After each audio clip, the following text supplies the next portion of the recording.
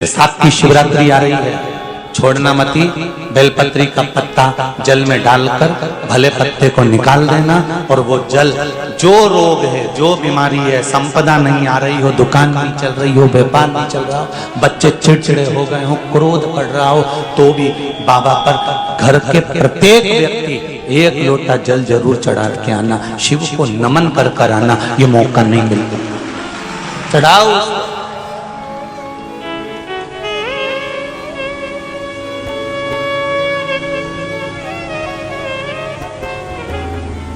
बैसाख के महीने में एक पकवान बनता है शंकर जी का।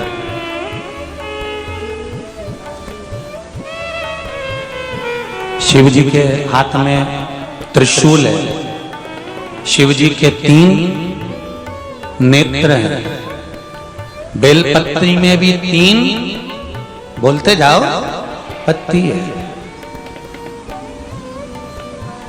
बैसाख के महीने में जो शंकर भगवान को प्रसाद का भोग लगता है उसमें भी 3 ही चीज मिलती है। सत्तू,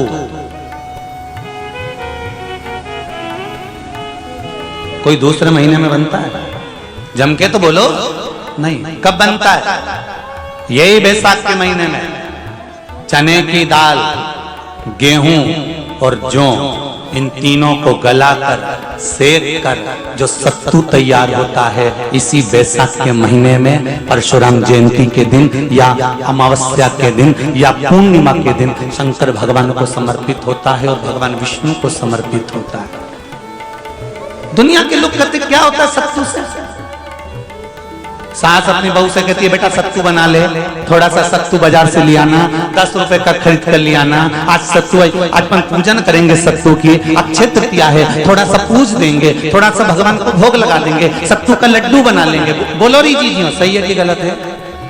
बाजार में भी सत्तू मिलता है, तो बच्चे कहते हैं, बहुएं कहती हैं कौन खाएगा, काय को ला रहे हो, सत्तू का क्या काम है? और शिव महापुराण की कथा कहती है, स्कंद पुराण की कथा कहती है, जिस समय पर बैसाख के महीने की सुंदर अमावस्या का दिन था, उस दिन माता पार्वती शंकर भगवान के लिए जब पकवान बनाने के लिए बैठी, कुछ नहीं मिला, तब माता पार्वती ने 3 अनाज को लिया, एक चना, दूसरा गेहूं और तीसरा जो, इन तीनों को भींग रहे थे, उसको लेकर आए गंगा जी में से, उसको सेक कर माता ने अंगीठी पर और उसका जो सत्तू बनाकर शिव को दिया। शंकर भगवान ने कह दिया, सुन पार्वती, ये सत्तू नहीं, ये मेरी औषधि है।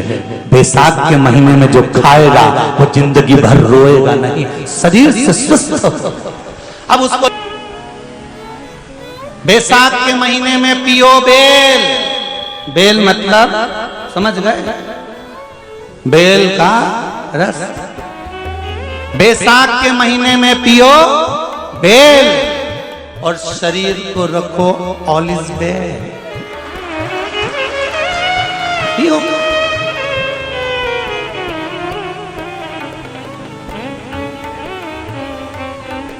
शरीर बेकार नहीं होगा, शरीर बेकार नहीं हो सकता। अब शिव आराधना तो करो। हाँ, जिंदगी की मोड़ पर शंकर परीक्षा बहुत लेते हैं। चलो आ जाओ गरुड़ पुराण में। मरने का 47वां दिन, जब मरेंगे तब गरुड़ पुराण बचेगी, पहले ही सुन लो। और जिसके पास में गरुड़ पुराण नहीं हो तो पंडित जी से मंगवा कर फिर पढ़ के देख लेना।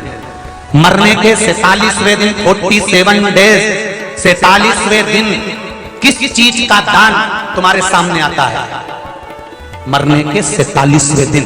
10 दिन तक तो जीवात्मा घर की अटारी फिरती थी, मरने के बाद 12वें के दिन चली जाती है। उसके बाद में जब 47वां दिन आता है तो 47वें दिन जीवात्मा को क्या दान करा जाता है? व्यक्ति ने क्या पुण्य करा होता है कि उसको नरक नहीं भोगना पड़ता, बेतरणी नहीं भोगना पड़ती, वो सीधे बेतरणी से पार उतर जाता है। वो किस चीज का दान है? तो कहा शिव महापुराण में, गरुड़ पुराण में, कि वो सत्तू का दान है जो बैसाख महीने में करा जाता है। सत्तू का दान 3 चीजों से मिलकर बनता है। जौ, बोलते जाओ जल्दी, गेहूं, चना, ये तीन चीज से मिलकर बनता है। इसमें जो बारीक बारीक कण होते हैं, जितने जितने तीन चीज के मिले हुए बारीक बारीक कण होते हैं, ये जब दान किया जाता है सत्तू का, तब ये बेतरनी करने के लिए 47वें दिन इस जीवात्मा ने अगर सत्तू का दान करा होता है या सत्तू का सेवन बैसाख के महीने में करा होता है, तो उसको बेतरनी नहीं भोगना पड़ती, डायरेक्ट सीधे रतलाम उज्जैन से डायरेक्ट। किस किस क्या बनता है सत्तू? मैंने भी तो ये पूछा किस किस क्या बनता है। मैं अभी थोड़ी ना कि अभी बन गया, बैसाख में बनता तो होगा। पहले गांव के लोग तीरथ करने जाते थे, गांव का लोग जब तीरथ करने जाता था कोई सामान नहीं लिया, सत्तू बांधी पोटली में धरा यूं और पानी में घोलिया और नमक डालिया या शक्कर या गुड़ घोल के और पी के वही चले। आज के अब जब सैनिक युद्ध करने जाता है, थक जाता है, बहुत थकान हो जाती है, जब उससे देखा जाता है तो सैनिक का जो कमांडर होता है वो सत्तू मंगवाता है और गिलास में घोल घोल कर पूरी सेना को पिलवाकर फिर युद्ध में उतार देता है। फिर युद्ध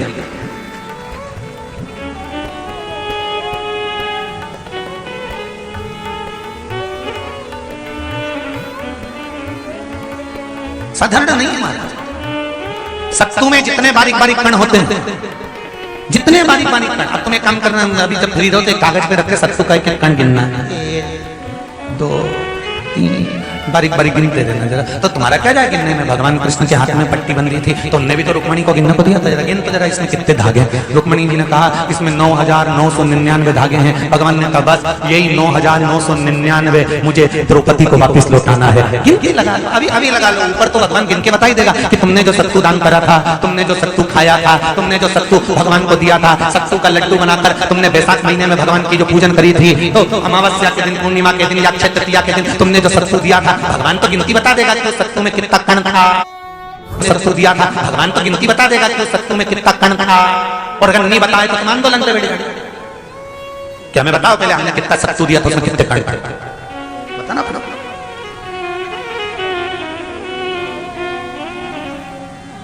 एक शिव की आराधना में चांगुना ने 1 लोटा जल भरा, उसमें थोड़ा सा चंदन डालकर बेलपत्री के वृक्ष के नीचे ले जाकर डाल देती, थोड़ा सा जल बचाकर शिव जी को डाल देती। शंकर भगवान ने एक दिन चांगुना के सामने मन में विचार प्रकट करा और पार्वती जी से कहा, पार्वती एक बात समझ में नहीं आती, आधा जल ये बेलपत्री को देती है, आधा जल मुझे देती है। जब आधा जल मुझे देती है तो मुझे बड़ा गुस्सा आता है, क्योंकि बद्धा जल कहां डोल के आती है। पार्वती जी ने कहा उसके संतान नहीं है, इसलिए वो बेलपत्री की भी आराधना करती है और आपकी भी आराधना करती है। ठीक है, भगवान देवरिदेव महादेव ने देखा चांगुना ने बहुत सेवा कर ली। आज भगवान सुंदर एक संत का रूप धरकर चांगुना के दरवाजे पर पहुंच गए, अलग जगह। चांगुना दौड़ कर आई, बाबा जी आइए, क्या लाऊं मैं आपके लिए? भिक्षाम देहि, भिक्षाम देहि। बाबा ने सब दूर से भिक्षा ली और चांगुना जैसी परात भरकर रानी चांगुना देवी खूब सारा सामान लेकर आई, तो बाबा ने मना कर दिया, मैं आपके हाथ की भिक्षा नहीं ले सकता, मुझे नहीं लेना। क्यों? कहा आपकी संतान नहीं, आपकी औलाद नहीं है, संतान नहीं है, और अगर आपकी संतान नहीं है तो आपके हाथ की भिक्षा लूंगा तो मैं भिक्षा लेकर जाऊंगा कहां? मुझे आपके हाथ की भिक्षा नहीं चाहिए। इतने में चांगुना ने उस संत के चरण पकड़े और संत के चरण पकड़कर चांगुना कहने लगी, देखिए बाबा जी, जन्म, मरण और मरण ये तो 3 देवदेव महादेव के हाथ में है। संतान देना और ना देना ये शिव जी के हाथ में है। शंकर हाथ से भिक्षा नहीं ले सकता क्योंकि तुम्हारी संतान नहीं है। तब चांगुना ने कहा, एक बात कहें बाबा जी, दुनिया में संत, साधु, सन्यासी, तपस्वी, साधक, उपासक, इसका जो बल होता है ना वो बड़ा बल होता है। तप का बल साधारण नहीं होता, तप का बल खाली नहीं जाता। गुरुदेव आपने अगर कभी जीवन में भक्ति करी है ना, तो ये विश्वास मानकर कहती हूँ, आप मुझे आशीर्वाद देंगे तो मेरे घर में संतान जरूर होगी, ये भी पक्का है। आप बस बोल दो कि संतान होगी, बहुत।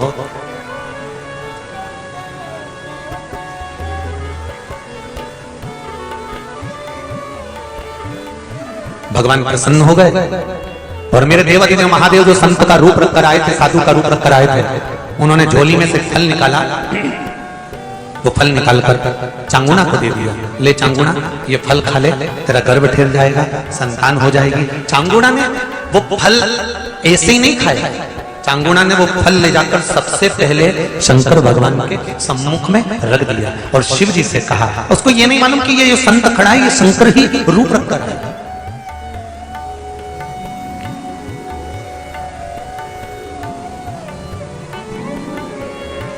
चांगुना की शिव भक्ति से शंकर प्रसन्न है। आप प्रतिदिन शंकर के मंदिर जाना चालू कर दो, आप प्रतिदिन भगवान शंकर को जल चढ़ाना प्रारंभ कर दो, आप प्रतिदिन सूर्य को अर्घ देना प्रारंभ कर दो, आप एक बेलपत्री हफ्ते में एक बार शंकर पर चढ़ी हुई खाना प्रारंभ कर दो। रोज मिल जाए तो ठीक, नहीं तो हफ्ते में एक बार रोज खाना प्रारंभ कर दो। रुद्राक्ष का जल पीना चालू कर दो, शिव जी पे चढ़ा हुआ, तात्विक सुख दे।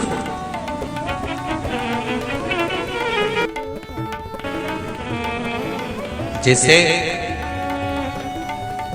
खेत में मकान होता है और चूहे पूरी फसल का नाश कर देते हैं, तो धतूरा और कमलगट्टा हल्दी की गांठ के साथ जमीन में जिस जगह मकान होता है, कमरा होता है, जहां गेहूं भरते हो, चने भरते हैं और चूहे पूरा खोखला कर देते हो, तो वहां उसके आसपास में एक धतूरा, कमलगट्टा और हल्दी की गांठ जैसे खड्डा खोदकर गाड़ दी जाती है, तो चूहा उधर प्रवेश नहीं करता, क्योंकि वहां शंकर का पहरा हो जाता है, गण का पहरा हो जाता है। तो गणेश आएगा पर चूहा नहीं। उसी तरह हम भी तो कुछ अगर समर्पित करेंगे भगवान को तो हमें प्राप्त। हम शंकर भगवान को दे रहे हैं। आज चांगुना ने वो फल दिया भगवान शंकर को, वो फल की कीमत समझना कि वो फल कहां काम आया। वो फल चांगुना ने दिया, चांगुना ने फल उठाया, खा गई, गर्भ ठहर गया। 9 महीना 9 दिन में चांगुना के गर्भ से संतान हो गई, एक पुत्र ने जन्म ले लिया। वो पुत्र इतना विद्वान था, इतना प्रबल था, इतना सुंदर था, जिसका वर्णन नहीं। मां चांगुना शंकर जी की आराधना करती, तो पुत्र भी शंकर की आराधना करता। चांगुना अगर पशुपति व्रत करती, चांगुना सोमवार का व्रत करती, चांगुना अगर कोई व्रत धारण करती, तो पुत्र भी सोमवार का व्रत करता। अगर चांगुना शंकर का अभिषेक करती, तो पुत्र भी शंकर का अभिषेक करता। चांगुना अगर शिव की आराधना में डूबी रहती, तो वो पुत्र भी शिव की आराधना में डूबा रहता है। जैसा मां करती है वैसा ही वो पुत्र करता है। और यही होता है, यही हमारे बच्चों को संवारना हमें कोई दूसरा संवारेगा। तुम्हारे बच्चे अगर बिगड़ेंगे ना, सबसे पहले अगर आनंद आएगा ना, तो दूसरों को ही आनंद आएगा। अच्छा है। और जैसे वो श्वान को कुत्ता को नहीं कहते, ऐसे इसको कहते लगे रहो, बहुत बढ़िया काम कर रहे हो, लगे रहो, बहुत बढ़िया काम कर रहे हो, लगे रहो।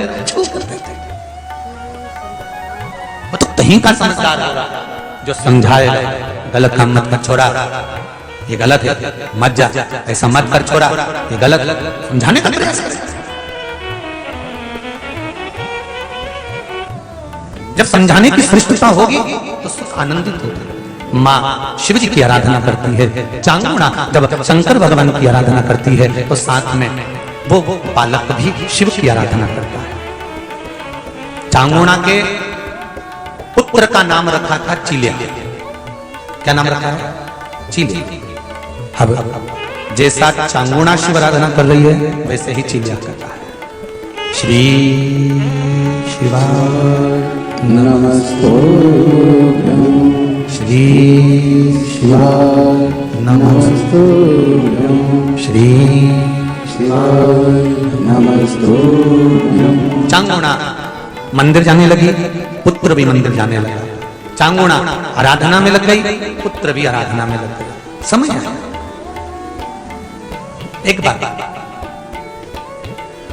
देवऋषि नारद निकलकर काशी में पहुंच गए, जहां पर माता पार्वती जी शंकर भगवान के चरण दबा रहे थे। ध्यान देना जरा कथा पर।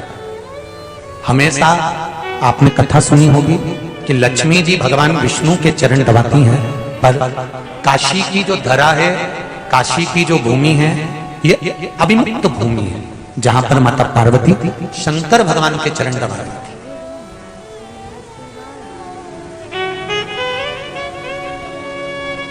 भगवान शिव के चरण, हमेशा माता लक्ष्मी भगवान नारायण के चरण दबाती है, पर काशी की धरा पर अभिमुक्त नगरी में जहां भगवान शंकर अर्धंग बनकर बैठे हुए, वहां माता पार्वती जी शिव के चरण दबाए। देवऋषि नारद पहुंच, श्रीमन नारायण, श्रीमन नारायण, श्रीमन नारायण। जैसे ही देवऋषि नारद जी पहुंचे, पार्वती जी खड़ी होकर निवेदन करी देवऋषि नारद से, नारद जी शंकर भगवान के सबसे बड़े भक्त का नाम बताओ, जो शिव की आराधना में दिन रात डूबा रहता है, उसका नाम बताओ। पार्वती जी को लगा कि देवऋषि नारद मेरा ही नाम लेंगे, क्योंकि मैं ही दिन भर सेवा करते हैं शिव जी की। रोज मंदिर जाने से कोई भक्त नहीं बन जाता, ठीक है।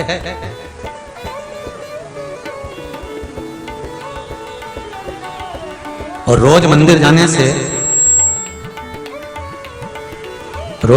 से कोई ये सोचे कि मैं भक्त की गिनती में आ गया, सबसे बड़ा भक्त मैं ही हूं, मैं ही रोज मंदिर जाता हूं, मैं ही देवालय जाता हूं, मैं ही पूजन करता हूं, मैं ही अर्चना करता हूं, मैं ही मंदिर की देखरेख करता हूं, मैंने सब संभाल रखा है, अगर मैं नहीं होता तो कुछ नहीं होता। तो जो ऐसा सोचे ना, उससे निवेदन है